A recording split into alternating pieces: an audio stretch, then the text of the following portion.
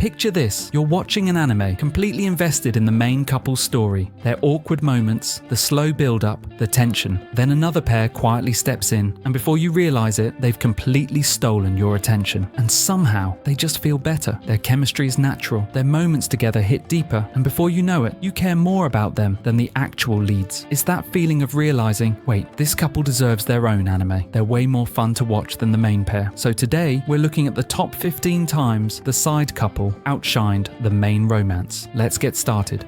Coming in at number 15, we have Kabakura and Koyanagi from Watakoi, and honestly, these two are relationship goals. While Narumi and Hirotaka are figuring out how to date as otaku, Kabakura and Koyanagi have been together for years, and their dynamic is absolute gold. They bicker constantly, roast each other mercilessly, and compete over who's the bigger nerd, but underneath all that is a comfortable love that's been tested by time. There's something incredibly refreshing about watching a couple who've moved past the honeymoon phase and settled into genuine partnership. They know each other's quirks, accept each other's obsessions, and still choose each other every single day. The way Kabakura secretly keeps track of what Koyanagi wants, or how she gets genuinely worried when he overworks himself.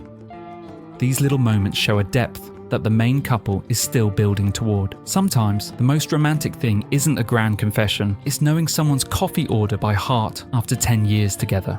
At number 14, we've got Miku and Futaro from the quintessential quintuplets. Now I know what you're thinking, Futaro is the main character, but hear me out. While the show keeps us guessing which quintuplet he'll end up with, Miku's genuine shy affection for him created something special that a lot of fans wished was the endgame. Every time she tried to win him over with her awkward cooking attempts or gathered courage to be honest about her feelings, it felt more authentic than the harem chaos surrounding them. Miku didn't play games or create unnecessary drama. She just quietly loved him while working on becoming someone she could be proud of. The way she'd blush and stumble over her words, then push through her anxiety to support him. That's the kind of pure romance that hits you right in the feels. A lot of fans genuinely believe these two had the most natural progression, and honestly, it's hard to argue with that.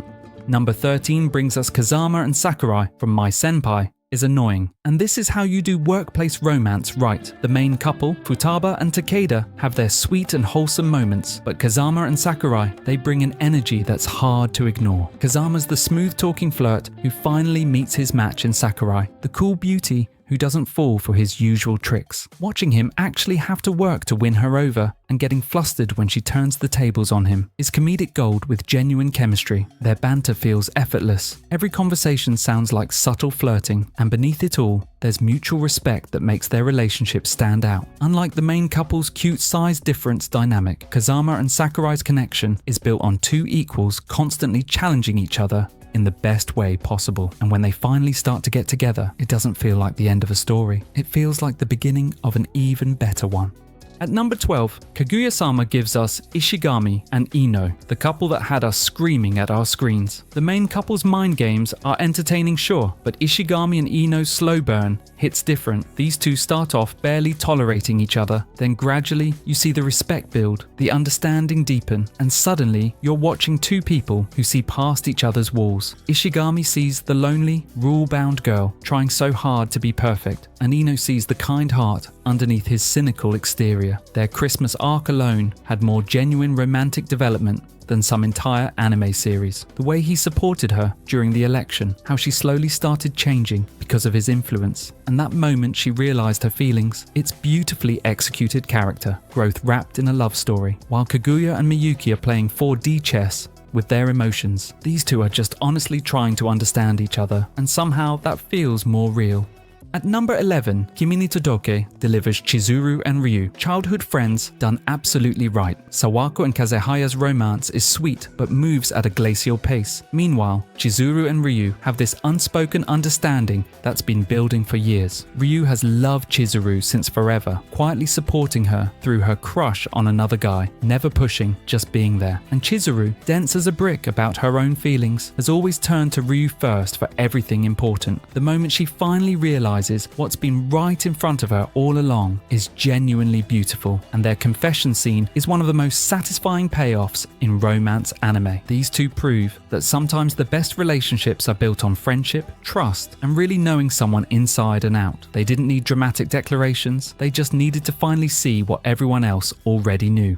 Number 10 brings us Shin and Emma from A Sign of Affection, and these two brought a completely different flavor to the romance. While Yuki and Itsuomi are navigating the beautiful complexity of their relationship, Shin and Emma give us this fun international dynamic that's full of personality. Shin's the serious German transfer student, and Emma's the outgoing ball of energy, and somehow they just work. Their language barrier becomes part of their charm, with Emma teaching Shin Japanese expressions and Shin sharing bits of his culture with her. What really sells this couple is how they balance each other. Emma brings Shin out of his shell while he grounds her impulsiveness. Their dates are creative, their conversations are engaging, and you can feel them genuinely enjoying each other's company. In a show that handles romance with care and authenticity, Shin and Emma prove that chemistry transcends language and culture.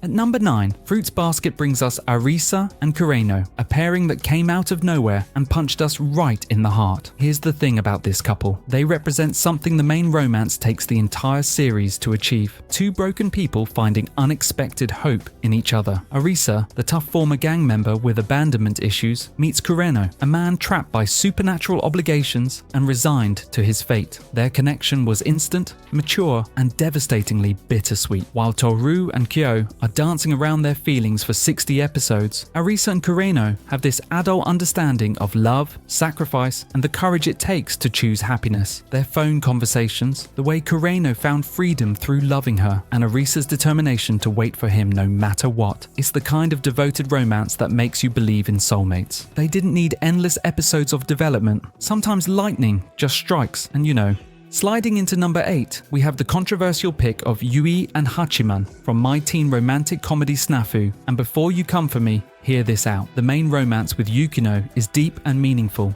Absolutely, but there's something about Yui's unwavering support and genuine affection that hit differently. From the very beginning, Yui saw Hachiman for who he really was, not the cynic he pretended to be, and she loved him anyway. Every smile she gave him, every time she stood by his self-destructive decisions while gently trying to guide him toward better choices. It showed a kind of unconditional acceptance that's rare. The tragedy of their relationship is that sometimes loving someone isn't enough, and watching Yui accept that with grace and maturity was heartbreaking. Whether you ship them or not, you can't deny their chemistry and the what-if factor that keeps fans debating to this day. Sometimes, the road not taken haunts you more than the destination you reached. Number 7 gives us Sengoku and Remi from Horimiya, the chaotic side couple we didn't know we needed. While Hori and Miyamura are basically already married by episode 3, Sengoku and Remi bring this playful energy that keeps things interesting. Remi falls hard and fast, dragging the oblivious Sengoku along for the ride, and their dynamic is adorably hilarious. She's aggressively affectionate, he's clueless, but trying his best, and together they're pure entertainment. What makes them special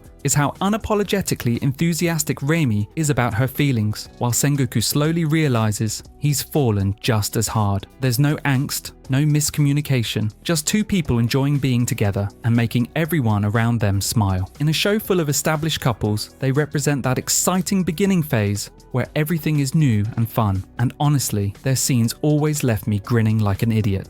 At number 6, Nisekoi delivers Shu and Ruri, the side couple that had their act together while the main cast was drowning in harem nonsense. Raku's taking forever to figure out his feelings, juggling multiple girls and lost keys. Meanwhile, Shu straight up confesses to Ruri like a normal person. The best part, she rejects him at first because she can actually communicate her feelings and explain she needs time. No misunderstandings, no dragged out drama, just honest communication leading to a healthy relationship. Watching these two was like a breath of fresh air in a show built on romantic frustration. Shu's laid-back confidence paired with Ruri's straightforward nature created a dynamic that felt mature and real. They supported each other, joked around, and when they finally got together, it happened naturally without needing some elaborate plot device. Sometimes simplicity wins, and these two proved it episode after episode.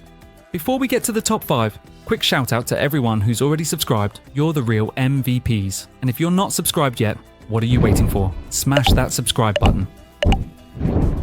At number 5, Gamers hits us with Tasuku and Aguri, the only couple in the entire show that actually has their relationship together while everyone else is trapped in misunderstanding hell. Seriously, this show's built on romantic confusion and miscommunication, and these two are just vibing in their healthy relationship, being supportive and honest with each other. Tasuku's trying to help his gaming friend while balancing his relationship, and Aguri's actually communicating her feelings like a functional human being. The contrast between their stable romance and the absolute chaos surrounding them makes their scenes feel like a safe harbor in a storm of cringe. They tease each other, they make compromises, they talk about their issues, basic relationship stuff that somehow feels revolutionary in this anime. Watching them just be a normal, happy couple while everyone else spirals into absurdity is both hilarious and weirdly satisfying.